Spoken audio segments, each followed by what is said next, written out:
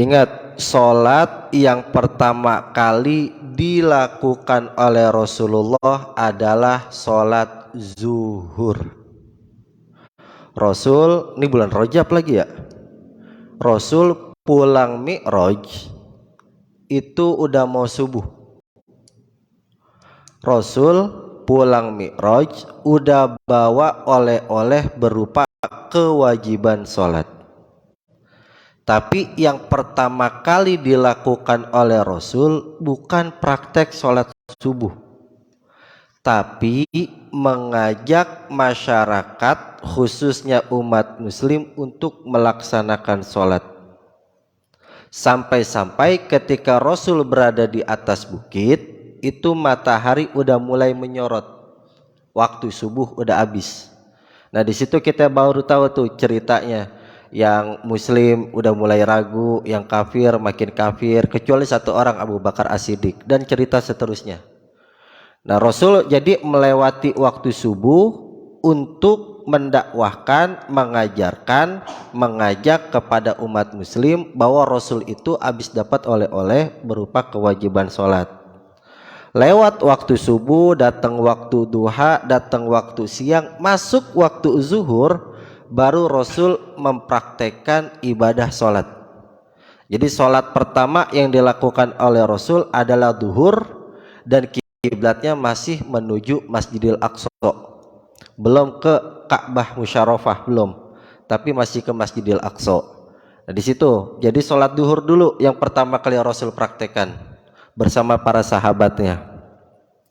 Waktunya masuk zuhur adalah zawalus syamsi, ketika matahari tergelincir. Tergelincir itu bukan terbenam.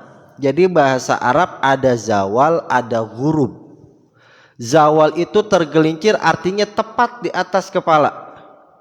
Zawal, matahari itu benar-benar tergelincir. Kalau ghurub itu diartiin tenggelam, bukan tergelincir lagi mataharinya. Jadi tergelincir itu dari mulai terbit terus sampai waktu duha, sampai waktu istiwa, sampai tepat di atas kepala kita. Itu zawalus syamsi namanya. Itu masuk waktu zuhur. Problemnya dalam menentukan waktu sholat adalah mendung. Kalau kita ngukur zaman dulu nih, bukan zaman sekarang ya. Kenapa tetap dipelajari hal yang kayak begini? Kalau dulu kagak ada jam tangan, kagak ada alarm, belum ada falak ngitung-ngitung waktu sholat. Oh zuhur hari ini jam sekian, besok jam sekian. Kayak bentar lagi mau Ramadan nih, ketahuan waktu imsak kapan, waktu buka puasa kapan, waktu subuh kapan, kan ketahuan tuh. Itu ilmu falak namanya, udah dihitung. Zaman dulu belum ketemu yang kayak begitu, belum dirumusin. Jadi dulu masih ada problem sebenarnya. Beruntungnya Nabi Muhammad diutus di tanah Arab yang jarang mendung, yang jarang hujan. Tapi kalau misalkan ketika udah mulai meluas, itu zamannya Umar, zamannya Ali, zamannya Muawiyah, Abbasiyah dan seterusnya, kan udah mulai tuh berbagai macam musim ada. Nah problemnya adalah ketika mendung, bagaimana menentukan masuknya waktu zuhur. Karena ketika mendung matahari enggak tergelincir, justru tertutup. Itu problemnya ketika itu. Nah, sekarang patokannya waktu duhur ketika normal aja. Ketika normal waktu duhur adalah matahari tepat di atas kepala tapi geser sedikit. Kenapa harus geser sedikit? Ihtiyat, kehati-hatian. Lebih baik lebih daripada kurang. Kalau duhur jam 12 tepat, mendingan kita lebihin jam 12 lewat 5 daripada jam 12 kurang 5. Itu lebih afdol. Lebih afdol. Jadi lewatin sedikit daripada dikurangin. Makanya di beberapa negara yang mayoritas muslim seperti di Arab, di negara Persia tuh Irak, Iran, di Syam, Suriah dan segala macam, waktu bainal adaini, waktu di antara azan dan iqomah itu biasanya agak lama. Karena emang buat mengulur waktu. Kalau azan jam 12 tepat, itu iqomat bisa jam 12 lewat 10, bisa jam 12 lewat 15. Itu bukan gak ada maksud, emang maksudnya buat ikhtiyat, kehati-hatian. Di matahari tepat di atas, datang waktu duhur. Kita bicara normal dulu, belum mikirin mendungnya, belum mikirin udah ada jam tangannya, belum. Normalnya aja dulu. Hari siang, kemudian cerah, matahari pun terlihat tanpa ada yang menghalangi, kagak ada gerhana, kagak ada mendung. Matahari di atas berarti udah zawalus syamsi, masuk waktu duhur. Akhir waktu zuhur adalah ketika bayangan itu panjangnya sama seperti wujud aslinya. Kalau kita diriin begini, maka mataharinya maka bayangannya sama panjangnya, sama bentuknya, tetapi bayangan yang sama ini berbeda dengan bayangan ketika waktu istiwa. Waktu istiwa itu adalah waktu habisnya waktu duha, belum masuknya waktu duhur. Di antaranya itu waktu istiwa. Nah, nanti di depan kita bakal belajar di waktu istiwa haram melaksanakan sholat. Dan di waktu istiwa inilah yang digunakan Rasul untuk qailulah, tidur siang. Sebenarnya waktu istiwa itu mepet-mepet waktu zuhur. Tapi sekarang ini para fuqaha ngambil aman. Kalau waktu duha habis jam 11 siang, waktu duhur masuk jam 12 siang, maka di antara jam 11 sampai jam 12 itu disebut waktu istiwa. Bayangan pun hampir sama dengan wujud aslinya. Jadi karena matahari berputar, bayangan sama, ngelebar, sama lagi. Nah, samanya waktu asar, waktu habisnya zuhur, dengan bayangan samanya waktu istiwa itu berbeda. Dari mana tahu bedanya? Dari terik mataharinya. Ingat, ini ketika bicara normal. Ketika waktu istiwa sebelum masuk zuhur, matahari tepat di atas kepala, panasnya ke ubun-ubun. Panasnya ke ubun-ubun. Kalau waktu asar, meskipun bayangannya sama seperti waktu istiwa, tapi panasnya agak redup. Tidak sepanas waktu duhur. Paham maksudnya? Paham ya? Jadi panasnya beda. Dari situ udah ketahuan. Maka jarak umum, saya nggak bicara benarnya nih, umumnya. Jarak umum waktu duhur ke asar adalah 3 jam. Kalau duhur jam 12, biasanya asar itu jam 3 lewat 10. Biasanya. Ini hitungan kasar. Jam 3 lewat 10, berarti ada 3 jam 10 menit. Waktu antara duhur dengan masuknya asar. Tuh akhir masuknya waktu asar adalah berakhirnya waktu sholat duhur. Tuh ya. Nanti di depan kita bakal jelasin ada 5 waktu dalam melaksanakan sholat, yaitu waktu fadilah, waktu karoha, waktu jawas, dan segala macamnya ntar. Tuh udah duhurnya. Sedangkan awal waktu asri, masuknya waktu asar adalah idza sara dilukuli syai'in mislahu tuh. Ketika bayangan itu sama persis seperti wujudnya, wazada qalilan, tapi lebih panjang sedikit. Berarti kan habisnya waktu duhur dengan masuknya waktu asar itu sama. Bayangannya pun agak sama panjangnya. Tapi menandakan masuknya waktu asar wazada qalilan, ketika bayangan itu bertambah panjang sedikit. Makanya saya bilang tadi zuhur jam 12, maka asar itu jam 3 lewat 10. Nah, 10 menitnya itu adalah zada qalilan, ihtiyat, kehati-hatian untuk menghitung panjang bayangan itu berbeda dengan panjang bayangan ketika waktu zuhur. Paham? Maaf, bayangannya lebih panjang sedikit. Kalau bayangan udah lebih panjang sedikit dari wujud aslinya, maka disitulah masuknya waktu asar. Ini ikhtiyat namanya. Makanya orang Indonesia pintar, dilebihin tuh 10 menit dilebihin. Sekali lagi, lebih baik, lebih waktunya daripada kurang waktunya. Kalau asar jam 3.10 nggak apa-apa, laksanain sholat jam 3.15. Itulah fungsinya sholat sunnah qobliyah. Jadi jangan disangka nggak ada fadilahnya tuh qobliyah. Qobliyah itu ikhtiyat, kehati-hatian kita. daripada belum masuk waktu sholat tapi kita udah masuk sholat. Padahal kita udah belajar syarat sah sholat salah satunya adalah dukhulul waktu, masuk waktu sholatnya. Kalau belum masuk waktu sholat, meskipun rukunnya sempurna, sunnahnya dijalanin, kalau syaratnya nggak terpenuhi, nggak sah, nggak sah. Maka syaratnya dulu yang penting. Apa itu? Salah satunya adalah dukhulul waktu, masuk waktu sholat. Itulah yang dinamakan ihtiyat, dilebihin waktunya dikit. Ada waktu tuh 5:49 imsak, subuhnya 4:34, zuhur 12:08, asar 15:29, maghrib 18:19, isya 19:32. Ini udah termasuk sama ikhtiyat. Kalau kita ngaji falak nih nggak bulat nol nih, nggak bulat tepat, pasti ada lebihnya 30 detik, ada lebihnya 15 detik, itu pasti, nggak mungkin enggak. Yang namanya matematika meskipun ilmu eksak perhitungannya pasti, tapi kalau ngitung detik itu dimasukin ke menit. Kalau yang belajar falak nih 15:28 34 detik dijadiin di situnya jadi 15:29. Iya, dibuletin. Benar, dibuletin. 15:28.34. Tapi ketika dimasukin ke jadwal waktu sholat itu jadi 15:29. Tuh ihtiyat namanya, kehati-hatian. Ya, nanti dah kalau insya Allah panjang umur belajar ilmu falak tuh ada bujur lintang, ada wah segala macam. Nah, kapan akhirnya waktu isya? Wa akhiruhu ghurubus syamsi.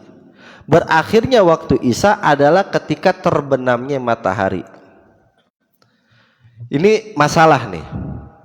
Indonesia ketika matahari belum terbenam, bulan udah nongol. Pernah nyaksiin? Itu di beberapa waktu, di beberapa bulan nih, akhir-akhir tahun biasanya begitu tuh. Mataharinya masih ada, bulannya udah nongol. Udah gitu udah masuk waktu maghrib lagi. Itu bagaimana ceritanya tuh? Disebut mataharinya udah gurub, udah tenggelam, dengan patokan bulannya udah nongol, padahal mataharinya masih terang. Pernah ngalamin? Jadi masih terang nih, tapi bulan udah ada. Azan maghrib lagi masuk. Nah, ini problem sebenarnya. Kenapa problem? Karena belum disebut gurub. Ya orang bayangannya masih ada, bagaimana disebut gurub? Kalau kita dikasih rizki sama Allah, sholat di Mekah, Madinah, dia kagak bakal ngelaksanain sholat maghrib sebelum matahari benar-benar tenggelam, sebelum benar-benar gelap. Dia kalau udah benar-benar gelap baru dia sholat maghrib. Itu biasanya begitu tuh. Nah, kalau di Indonesia kan enggak. Terang, apalagi kemarin tuh seingat saya Desember, November apa itu, masih terang. Sekarang juga kalau nggak salah ya, sekarang juga masih terang, udah azan maghrib. Karena hitungannya apa? Kalkulasi matematika, hitungan jam waktu begini, ilmu falak. Bukan hitungan ghurubus syamsinya, bukan hitungan tulu'ul fajrinya, bukan. Tapi dihitung aja tuh. Apakah yang kayak begitu boleh? Secara matematis sah-sah saja, boleh-boleh aja, nggak apa-apa. Yang penting bisa dipertanggungjawabkan antara gurubnya matahari dengan hitungannya. Itu nggak masalah yang kayak gitu. Kalau jam 8 jam 6:19 kan sekarang masih terang. Seingat saya masih terang ya. Masih terang. Tapi itu udah termasuk gurub, nggak masalah. Nggak masalah. Apalagi maghrib nih. Di maghrib kudu hati-hati banget. Ntar di depan belajar masalah mega merah, mega kuning, mega putih, tuh ntar ada. Yang nggak ada mega, ya nggak ada, kalau direkam sih. Kalau kagak, dah. Itu berakhirnya waktu isya. Berakhirnya waktu isya adalah masuknya waktu maghrib. Wa awalu waktil maghribi ghurubus syamsi. Masuknya waktu maghrib adalah ketika matahari terbenam. Wa akhiruhu, dan akhirnya waktu maghrib adalah ghurubu syafaqil ahmar, terbenamnya mega merah. Mega merah ini kita jujur secara kasat mata, secara dohir rada ribet. Kalau saya ya, apalagi mata saya minusnya minus 3,75. Jadi rada ribet buat ngebedain mana mega merah, mana bener-bener udah gelap gulita. Mega merah itu agak sulit kita temuin. Ya, syafaqul ahmar itu mega merah. Ada di beberapa waktu ketika belum masuknya waktu maghrib itu langit oranye kemerah-merahan. Nah orang tua biasanya bilang jangan ngelihat ke atas lu, ntar mata lu rusak tuh. Saya dulu kalau kecil begitu tuh diulang gitu. Mau maghrib nih, mau maghrib, awan tuh merah ke kuning-kuning, merah ke oren-orenan, gimana sih? Tahu ya maksudnya ya? Nah kita nggak boleh tuh ngelihat ke atas tuh, katanya takut matanya rusak. Nah mega merah itu ketika benar-benar udah hilang itu masuk waktu isya. Tapi kalau masih ada berarti masih masuk waktu maghrib. Gitu maksudnya tuh. Cuman ketika maghrib itu udah lewat 20 menit, mega merah itu kan di kasat mata ya, secara dohir udah hilang. Padahal ternyata masih ada. Cuman kita nggak bisa ngelihat dengan mata telanjang gitu doang. Kecuali yang matanya jeli deh atau emang agak tajam penglihatannya. Nah, itu mungkin bisa ngebedain ini benar-benar udah habis mega merahnya atau belum. Pokoknya begitulah. Saya secara dohir nggak bisa. Pokoknya secara teoritis begitu aja. Waktu habisnya maghrib adalah ketika gurubu syafaqil ahmar, terbenamnya mega merah tersebut. Nah awalu waktil isya'i gurubu syafaqil ahmar, ketika mega merah itu udah hilang maka masuk waktu isya. Sedangkan akhirnya waktu isya wa akhiruhu tulu'ul fajri sodiki, ketika terbitnya fajar sodik.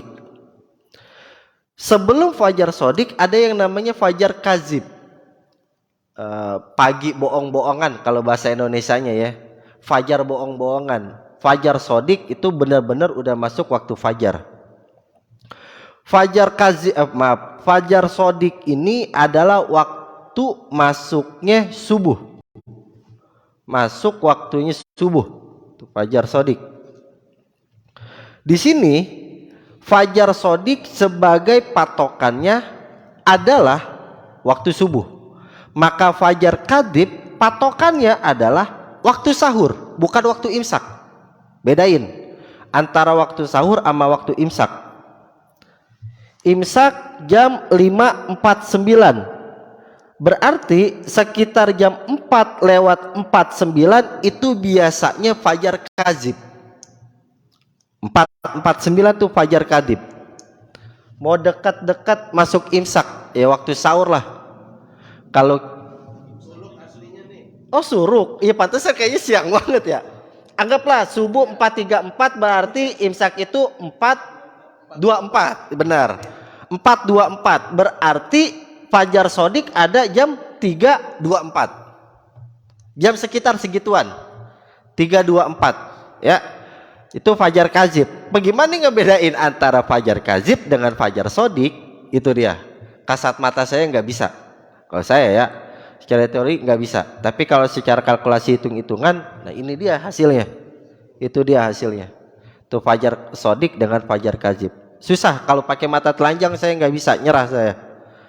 Nah, kalau udah datang fajar sodik maka masuk waktu subuh, sedangkan berakhirnya waktu subuh adalah tulu usyamsi, terbitnya matahari. Waktu syuruk tuh ya 5.49. Nah 5.49 adalah habisnya waktu subuh.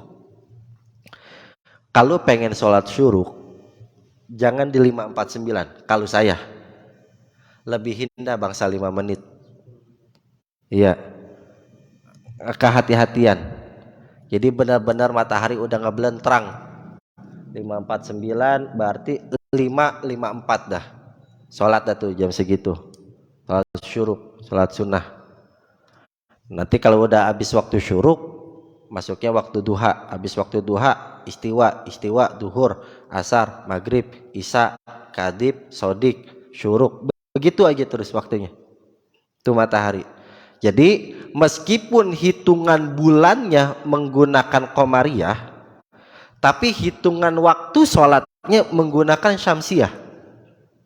Kan kalau hijriyah menggunakan peredaran bulan, kalau masehi menggunakan peredaran matahari, kan begitu. Tapi kalau misalkan untuk hitung-hitungan waktu sholat, dia menggunakan rotasi matahari, bukan rotasi bulan. Jadi matahari patokannya. Itu dia. Nah sekarang waktu sholat itu yang 5 waktu, di setiap waktunya ada waktu-waktu tertentu yang mendapatkan keafdolan dan mendapatkan kemakruhan. Satu, yang pertama adalah waktu afdol. Waktu afdol itu jelas adalah fi awali waktiha, sholat tepat waktu. Nah Rasulullah pernah ditanya tuh, ya Rasul, amal apa yang paling afdol? Sholat tepat waktu, kata Rasul. Salah satunya. Apalagi ya Rasul? Birrul walidain, bakti sama orang tua. Apalagi ya Rasul? Jihad fisabilillah, jihad di jalan Allah. Jadi banyak. Nah salah satunya adalah sholat tepat waktu. Itu waktu yang afdol. Bahkan di sini ada satu riwayat dari Abi Mahdurrah bahwa orang yang sholat tepat waktu ridwanullah, dia akan mendapatkan ridha Allah.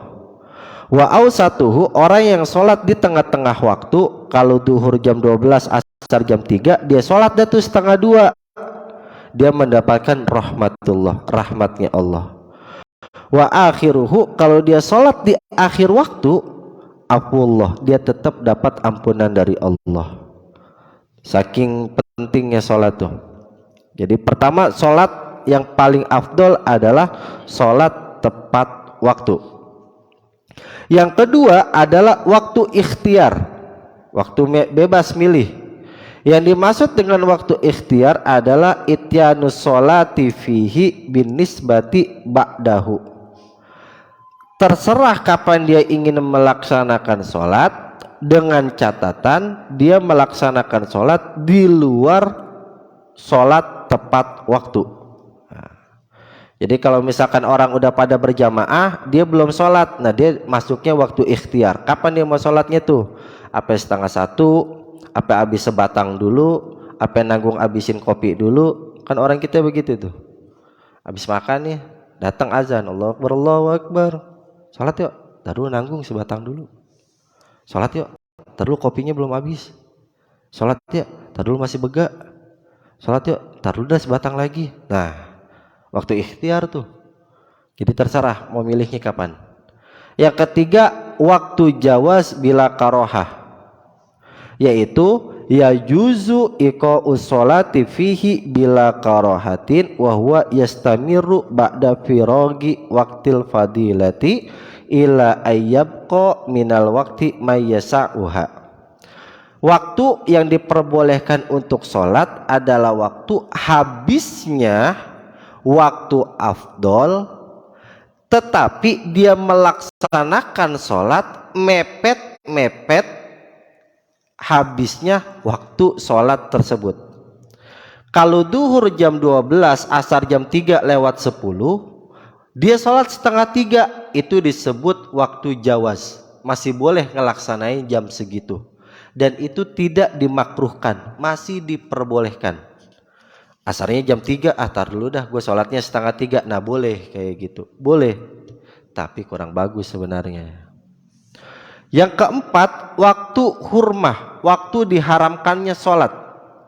Yahrumu ta'khiru ilaihi wa huwa akhirul wakti bihaitsu yabqa minal wakti mala yasa'u. Melaksanakan sholat ketika azan di sholat berikutnya udah berkumandang tanpa uzur. Sholat zuhur jam 12, asar jam 3.10. Dia habis selesai wudhu, baru rokat pertama nih, baru takbir Allahu Akbar, datang azan asar. Dia kagak ada uzur nih, dia kagak lupa, dia kagak ketiduran, dia kagak sibuk ngaji, dia kagak sibuk kerja, emang sengaja doang. Haram yang kayak begini, nggak boleh. Sama aja main-mainin. Beda lagi kalau misalkan kita kelupaan, kita sibuk, kita ketiduran, kita lagi kerja, kita lagi ngaji, baru ingat tuh, oh belum sholat, itu beda.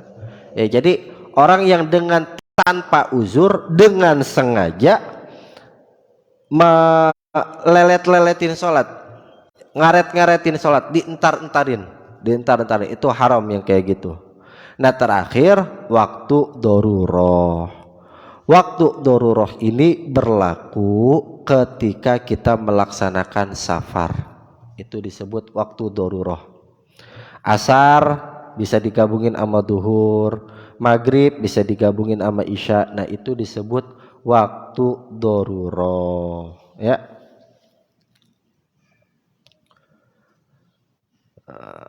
Jamak takdim jamak takhir lah bahasa sederhananya ya, kayak gitu. Entar di depan itu mah ada pembahasan khususnya. Jadi ini kita udah belajar tentang waktu sholatnya, kapan dimulainya dan kapan berakhirnya. Nah sekarang masuk ke zaman sekarang, zaman era kita nih. Udah ada jam, udah ada alarm, udah ada kalender, udah ada yang ngitungin. Orang zaman dulu nggak ada jam, nggak ada alarm, nggak ada teknologi segala macam. Dia nungguin banget waktu sholat sampai sebelum datangnya azan udah pada kumpul di masjid. Nah kita yang udah punya jam tangan, udah punya HP, udah punya alarm, bahkan di HP-nya ada aplikasi azan sekalipun, nunggu azan berkumandang dulu baru sholat. Secara teknologi kita lebih canggih, tapi secara peradaban kita lebih mundur. Paham? Orang dulu nggak ada jam tangan, belum azan udah datang ke masjid. Zaman sekarang jam tangan ada, alarm ada, HP ada, aplikasi azan ada, nunggu azan dulu baru ke masjid. Jadi secara teknologi kita maju, secara peradaban kita mundur. Orang dulu secara teknologi belum ada apa-apanya, tapi secara peradaban jauh lebih maju dari kita. Nah, titik saya ketika belajar masalah waktu sholat bukan kapan berakhirnya waktu subuh, kapan mulainya waktu duhur, kapan mulai waktu asar, bukan. Tapi kapan kita sadarnya bisa melakukan seperti orang-orang tua kita zaman dulu. Ya, jadi kita termasuk saya nih, kalau saya kan rumah dempet tuh sama musola. Anak-anak tuh jam 5:30 udah pada tarhim tuh. Udah pada tarhim. Udah pada sholawatan segala macam, tahrim udah segala macam dah tuh. Nah, saya masih santai aja tuh, baru mandi, baru pakai sarung. Itu kan gampang banget sebenarnya. Harusnya model-modelan saya yang rumahnya nempel sama musola, sebelum adzan berkumandang minimal 5 menit sebelumnya udah ada di situ. Kayak orang zaman dulu kan saya ngeliat, belum azan, belum komat juga kedengeran. Nah itu tuh peradaban yang mundur. Salah satu orang yang memundurkan peradaban nih saya. Rumah nempel sama musola, bukannya datang duluan malah belakangan. Gitu tuh bahayanya. Jadi dirubah. Mudah-mudahan polanya bisa berubah tuh. Selama emang senggang. Ingat, selama tidak ada udur. Sekali lagi, kalau masih di dalam perjalanan, kalau masih ada pekerjaan, itu beda urusan, itu uzur namanya. Makanya ada waktu afdol, ada waktu ikhtiar tadi, ada waktu jawas, ada waktu daruroh dan segala macamnya, ya. Jelas. Mudah-mudahan kita enggak ketinggalan lagi sama sholat. Yang penting kita sholat aja dah dulu. Awalu ma yuhasabu indallah as-sholah. Yang pertama kali dihisab sama Allah adalah sholat. Wallahu a'lamu bishawab wa ilaihi marji'un. Saya mohon maaf tadi aki motor mati, jadi bantuin ngebenerin dulu, makanya telat banget. Ila hadratin Nabi Muhammad sallallahu alaihi wasallam wa ala alihi wa azwajihi wa auladihi wa dzurriyyatihi wa qarabatihil kiram. Syai'ulillahi al-Fatihah. A'udzu billahi minasyaitonir rajim. Bismillahirrahmanirrahim. Alhamdulillahi rabbil alamin. Arrahmanir rahim. Maliki yaumiddin. Iyyaka na'budu wa iyyaka nasta'in. Ihdinas siratal